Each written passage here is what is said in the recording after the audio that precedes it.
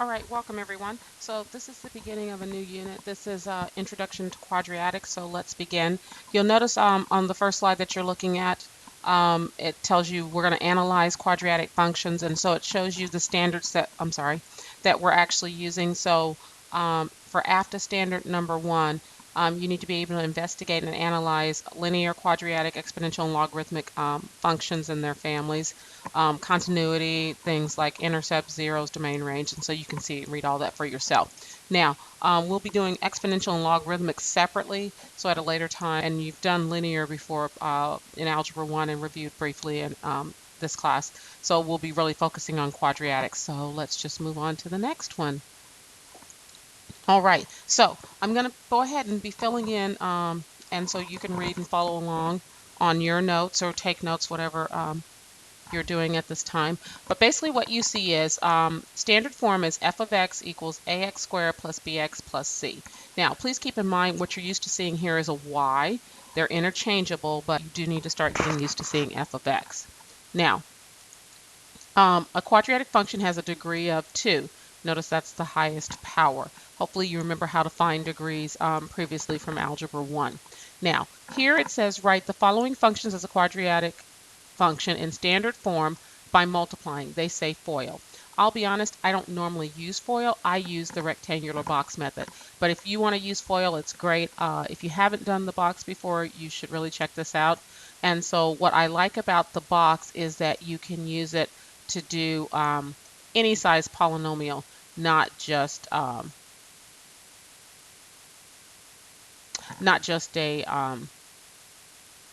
binomial. And that's I won't lie, I find that the downside of using FOIL, because FOIL only works if it's there are two binomials.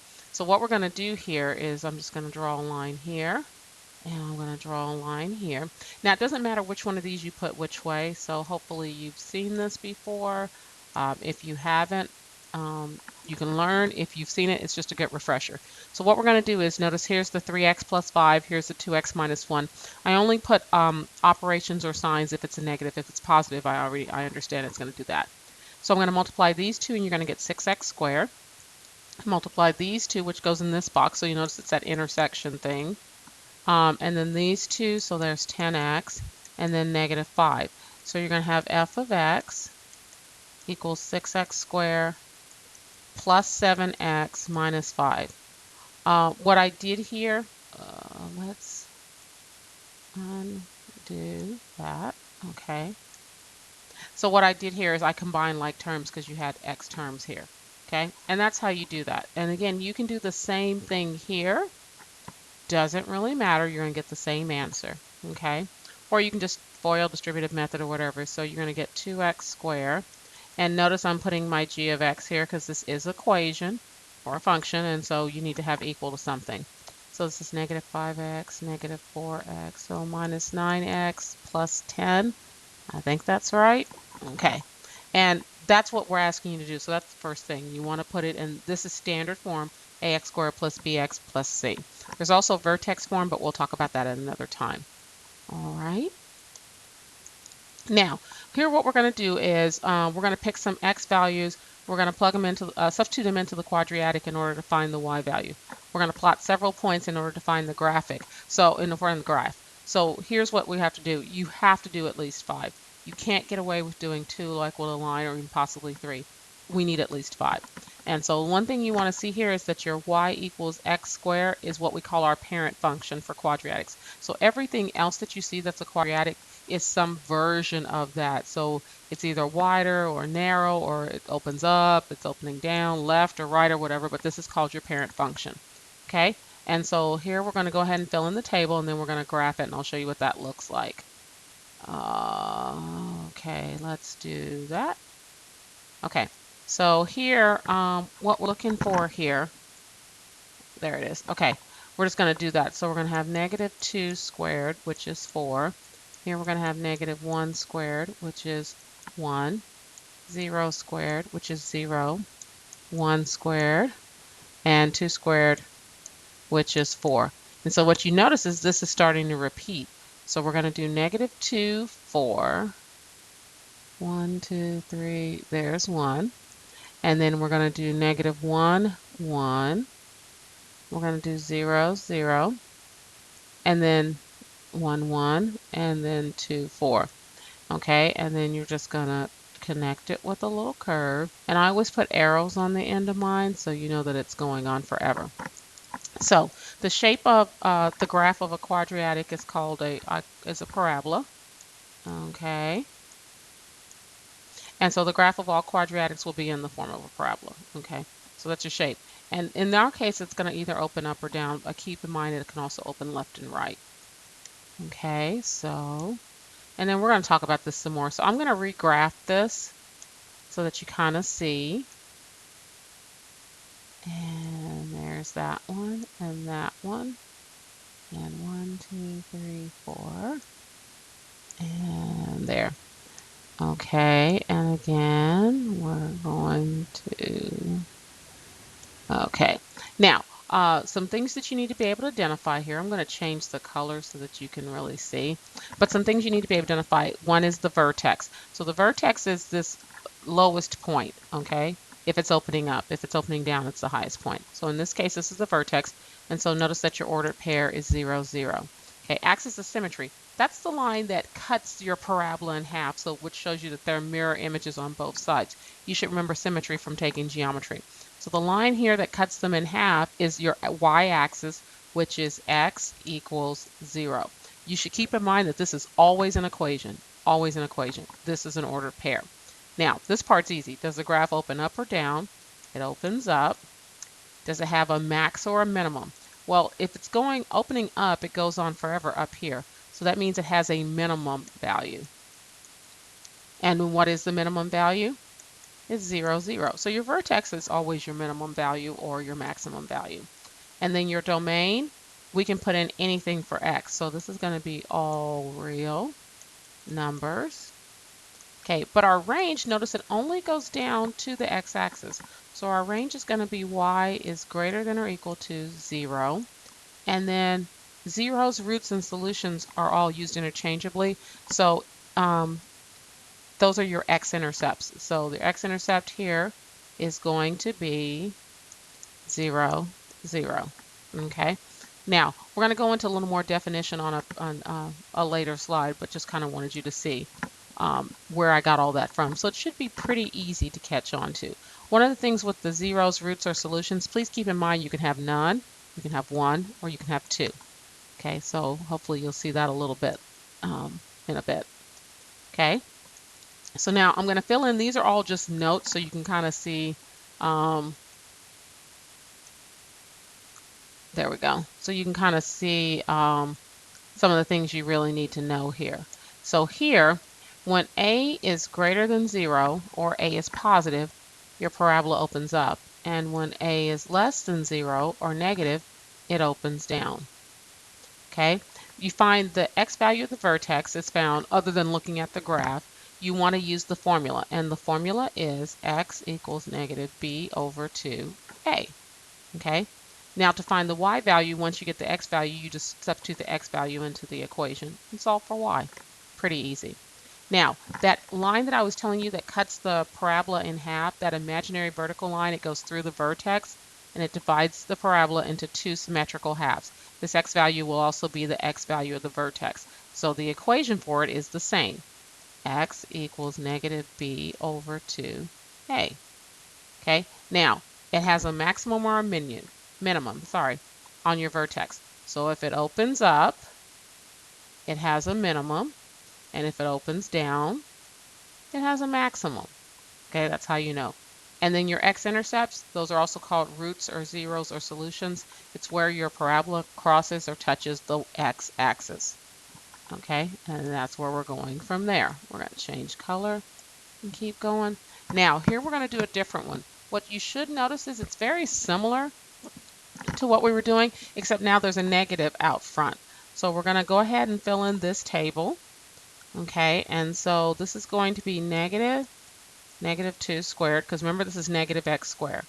Negative 1 squared, negative 0 squared, negative 1 squared, and negative 2 squared.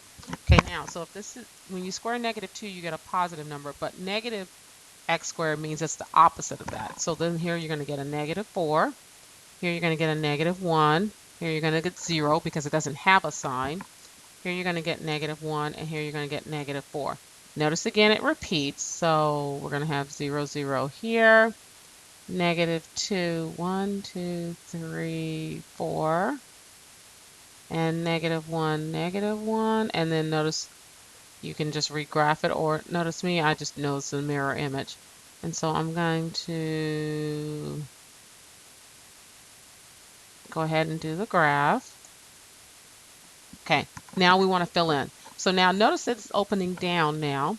And so I'm going to go ahead and fill that in because it's opening down, which means it now has a maximum. Okay, so our vertex is still 0, 0. Our axis of symmetry, which is the y-axis cutting it in half, is still x equals 0. Again, it's an equation. My maximum value is still 0, 0, because all I did was just flip it over. And we'll talk about that a little more when we talk about transformations. Now, again, your domain is all real numbers. But now your range is y is less than or equal to 0. Because it's opening down, we're not using any of the y's up here. And then your zeros, roots, or solutions is still 0, 0. Okay? Or in this case, just 0, because you just need the x-intercept. So, but if you want to write it as an ordered pair, I'll take that too. All right. So let's go on. Okay, let's do a different one. Okay, so, and then you kind of get the hang of this. Okay, so this is going to be negative 2 squared plus 3. I like to go ahead and write out what I'm doing before I do that. There's nothing special about that. It's just me. Okay. Okay, so we have 4, because negative 2 squared is 4. So 4 plus 3 is 7. 1 plus 3 is 4. This is going to be 3. This is 1 plus 3 is 4. And then this is 4 plus 3 is 7. So again, notice it repeats. So we have negative 2, 7. 1, 2, 3, 4, 5, 6. Like right there. And then negative 1, 4. 2, 3, 4. And then 0, 3, 1, 2, 3. And then I'm just going to do my mirror image.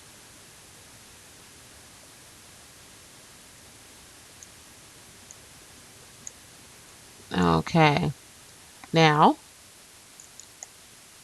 so now let's pick it up because now it's a little bit different. It's not at the origin. So my vertex is right here. So it's 0, 3. Okay, my axis of symmetry is still x equals 0 though. So that's the point it's going through. Okay, so x equals 0. It's opening up. I have a minimum. Remember, this is the lowest point because it opens up. It has a minimum. And that minimum value is 0, 3. Domain is all real numbers. Your range is going to be y is greater than or equal to 3. And then, do you have any roots or zeros or solutions? We have none because it doesn't touch the x-axis at all. It's not the y that matters, it's the x. So there we have none. Don't put 0 because you're saying that that's what it is. So I always put none or NA. I'll take either one of those. Okay, so as you notice, we're kind of doing the same thing. Okay, now I want to do this one because just some people had problems with it just because of what you're going to see. And then after that, I'm going to leave the rest for you to finish. Okay, so let's go ahead and fix this one. Now we can do negative 2, negative 1, 0, 1, and 2. Okay, and the reason I want to show you this is because I want to show you a couple of other things. So here we're going to have negative 2 squared plus 4 times negative 2. And I know it's really hard to see that in there. Sorry. And then let's do negative 1 squared plus 4 times negative 1. And then 0 squared plus 4 times 0. And then 1 squared plus 4 times 1. And then 2 squared plus 4 times 2. Okay, so this is going to be 1. Okay, well, let's do this one, sorry. So this is going to be 4 minus, this is 8. so that's a negative 4. And then this is 1 minus 4, so that's a negative 3. And then this is 0 plus 0. And then this is 1 plus 4, which is 5. And then this is 4 plus 8, which is 12. Notice none of them are repeating, but let me show you what we're looking at here. So negative 2, negative 4. 1, 2, and then 1, 2, 3, 4. And then negative 1, 3. 1, 2, 3. And then 0, 0. And then 1, 5. 1, 2, 3, 4, 5. And then 2, 12 is like way up here. You should start to notice you're going to actually be getting 1/2 of the graph. How do I know that? Because remember the whole ax squared plus bx plus c? Here I know that a is 1 and b is 4 and c is 0 because there's nothing there. So remember, if I follow that formula, x equals negative b over 2a, that's negative 4 over 2 times 1, so negative 4 over 2, so negative 2. Well, here's negative 2, so guess what? I know that that's my axis of symmetry. X equals negative 2, which means if this is my vertex, I know it's positive, so I already know it's going to open up because a is greater than 0 because it's 1. So that means I'm going to do mirror images on this side. So you just have to kind of know where that is, and then it's not a problem. 1, 2, 3, 1, 2, 3, to know. Okay. I'm hoping yours looks much better. Okay. Kind of missed it right there. Let's see if I can fix that without erasing the whole thing. Nope.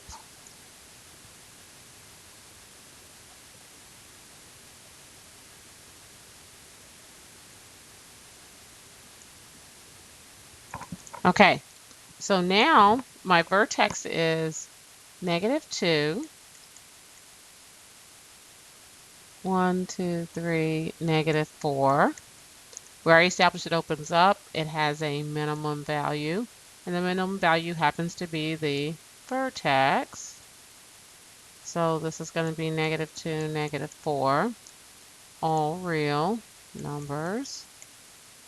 And the range happens to be y is greater than or equal to negative 4. And then my zeros happen to be 0 and 1, 2, 3, 4.